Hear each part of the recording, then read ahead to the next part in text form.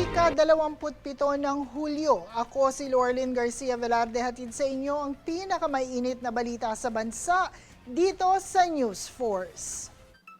Sa ulo ng mga balita, PBBM ibinida ang mga nagawa.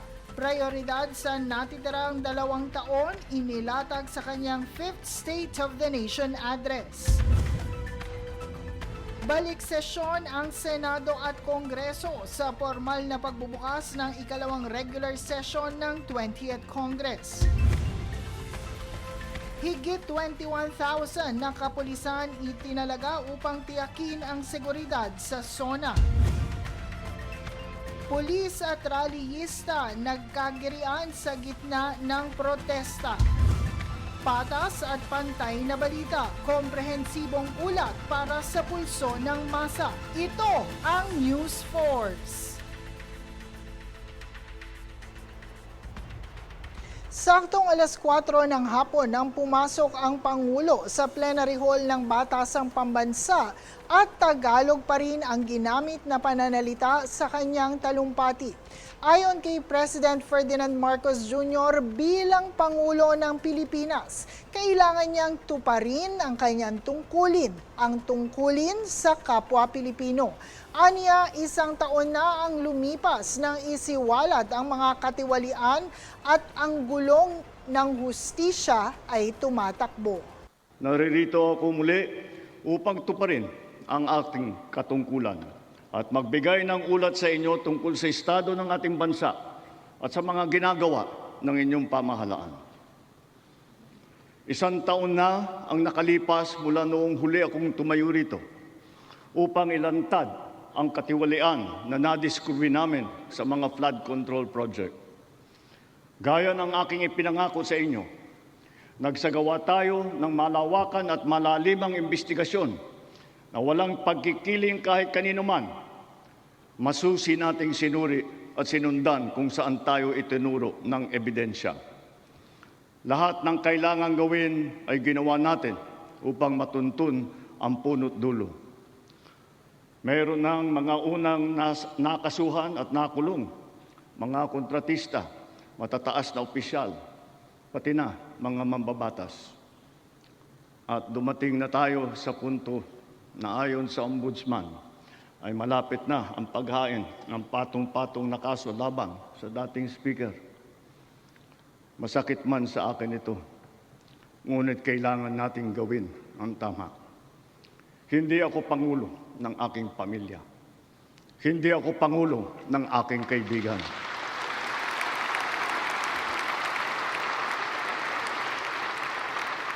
Ako ay Pangulo ng Pilipinas at ang tungkulin ko ay sa inyo, ang aking mga kapwa Pilipino.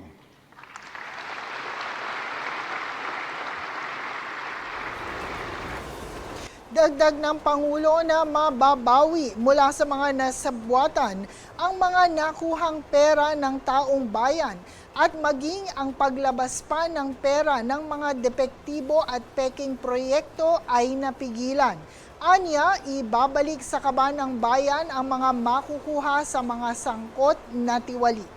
Halos 25 bilyong piso ang halaga ng nabawi, frozen at napreserbang mga pera at ari-arian ng mga akusado.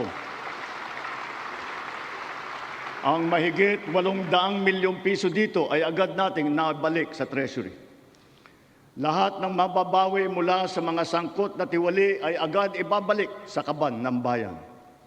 Ipinapaubaya na natin ang pag-uusig sa Ombudsman at sa ating mga pinalakas na National Prosecution Service. Nananalig din tayo sa makatarungang hatol ng hukuman. Makakaasa kayo na ang gulong ng hustisya ay tumatakbo. Ibinida rin ng Pangulo ang agarang pagtugon sa epekto ng giyera sa gitnang silangan kung saan ang pamahalaan ang nagdeklara ng National Energy Emergency at gayon din ang agarang pagsaklolo sa mga OFW na naipit sa digmaan. Nagsimula tayo doon sa mga direktang naapektuhan ng kaguluhan. Ang pagsaklolo sa ating mga kababayang OFW na naipit sa digmaan. Mahalagang misyon ito ng pamahalaan. Gayong lagpas 2.5 milyong Pilipino ay naghahanap buhay sa Middle East. Simula nung naputok ang gera, mahigit 12,000 kababayan natin ang ating naiuwi sa bansa na ligtas. Mahigit 140,000 OFW naman ang ating nabigyan ng sari-saring tulong sa gitna ng kaguluhan sa Middle East, tulad ng pagkain, tulong pinansyal, pagpapagamot at masisilungan. Pag-uwi sa Pilipinas, sila ay ating tinulungan upang makapagsimula muli sa pagpahanap buhay sa pamamagitan ng Action Fund at OWA Kabuhayan Program. Ang iba naman ay nilapit natin sa PESO o kaya'y sinama natin sa bayanihan para sa Balikbayang Manggagawa Job Fair. Samantalang ang iba ay tinulungan natin makapaghanap buhay muli sa ibang bansa. Umani naman ng palakpakan at standing ovation ang naging pahayag ni Pangulong Ferdinand Marcos Jr. na pagtatanggal sa system loss charges na ipinapasa sa mga consumer. Ayon sa Pangulo, panahon na para tanggalin ang system loss sa buwan ng singil sa kuryente ng consumer na pinapatungan pa ng Value Added Tax o VAT. Anya, hindi ito kasalanan ng mga consumer kung kaya't hindi tama na sila pa ang pagbayarin dito. Kasabay nito, hiniling din ng Pangulo sa Kongreso ang agarang pag-amyenda sa Electric Power Industry Reform Act o EPIRA. At kung pagbawas ng presyo ang usapan, sa aking palagay, panahon na para tanggalin na natin ang systems loss na pinapasa sa consumer.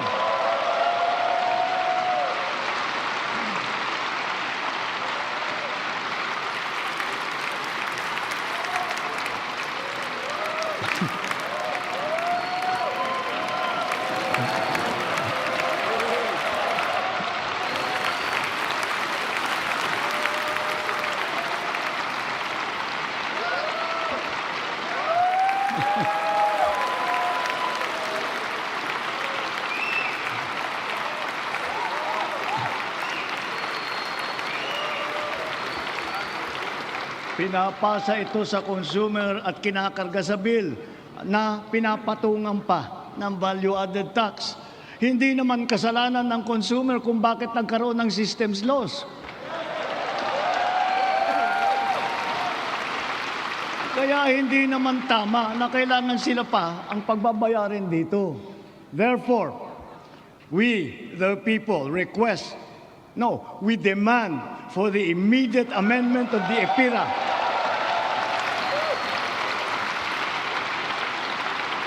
and to prohibit charging systems loss against consumers, including the value-added tax thereon. Samantala, isa rin sa mga patuloy na pagtutuunan ng pansin ay ang mga magsasaka. Sa kasalukuyan, ang agrikultura ay pinapatatag upang magarantiya ang maayos na supply ng pagkain at mapababa ang presyo para sa lahat.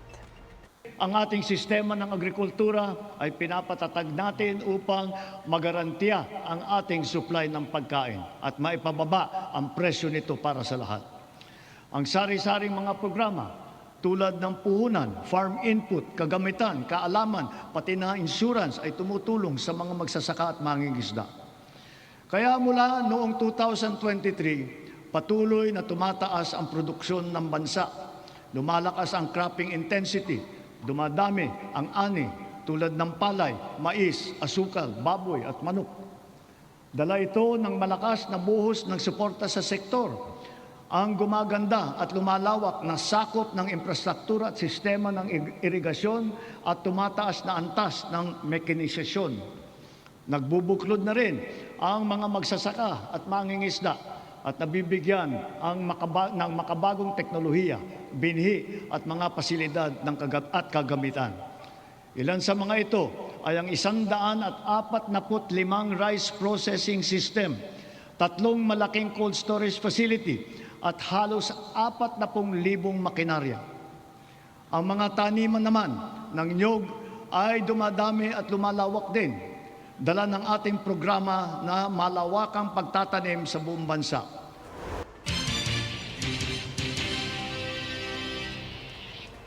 Patuloy pa rin umanong prioridad ng Administrasyong Marcos ang sektor ng edukasyon.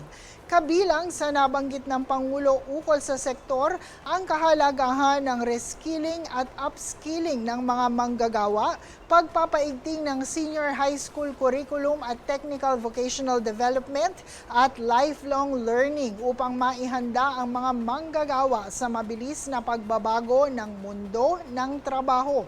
Binigyan din niya ang pagpapalakas sa proteksyon sa mga kabataan laban sa karahasan sa paaralan gaya ng bullying at iba pang emergency. Gayunpaman, edukasyon pa rin ang siyang pangunahin nagtataguyod ng kakayahan kung kaya ito ang nangunguna sa listahan ng administrasyong ito.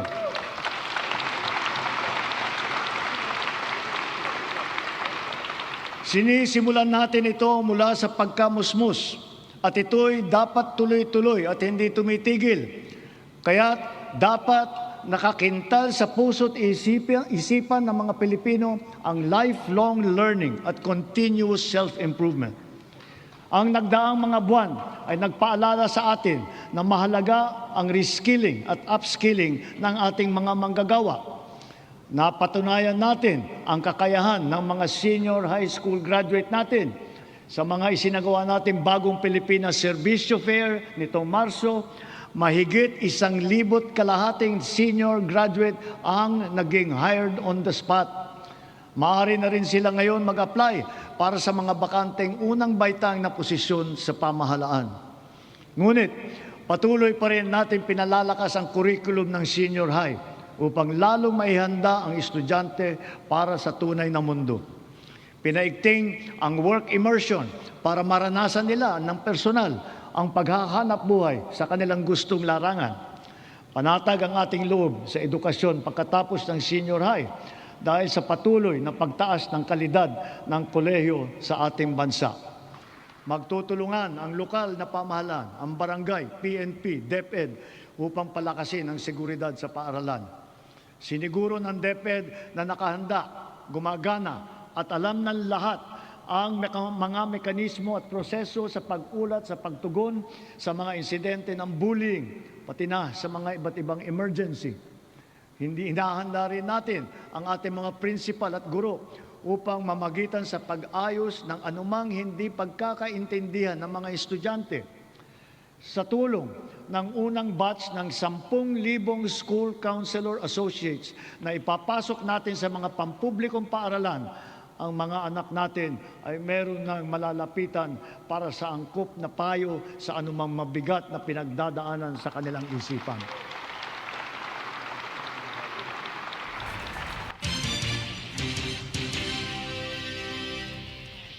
Susunod sa News Force. Balik sesyon ang Senado at Kongreso sa formal na pagbubukas ng second regular session ng 20th Congress.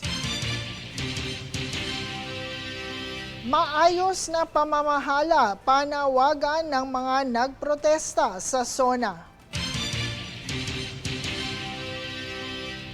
Pulis at rallyista nagkagirian sa gitna ng protesta.